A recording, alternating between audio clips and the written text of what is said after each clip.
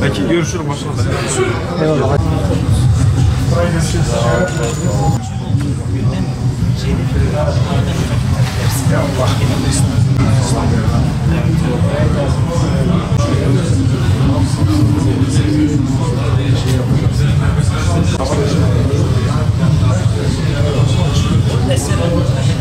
Yorumda ne yaşıyor?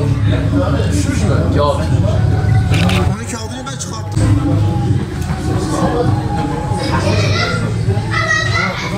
Sanatder, Uluslararası Güzel Sanatlar ve Sanatçıları Derneği olarak İsrail zulmünün, mezaliminin altında ezilen Gazze'deki Müslüman kardeşlerimize destek olmak amacıyla Şanlıurfa Sivil Toplum Kuruluşları'nın düzenlemiş olduğu, organize ettiği Gazze çadırında 17, 18, 19 Ocak'ta Sanatder nöbetçi.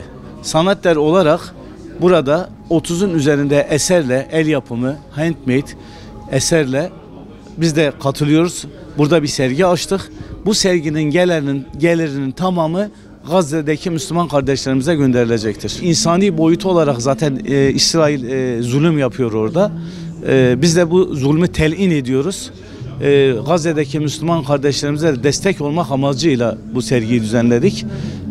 Burada zaten desteğimiz açıktır. Yani nerede bir zalim, mazlum varsa mazlumun yanındayız. Zalimin karşısındayız. Sanatder olarak da.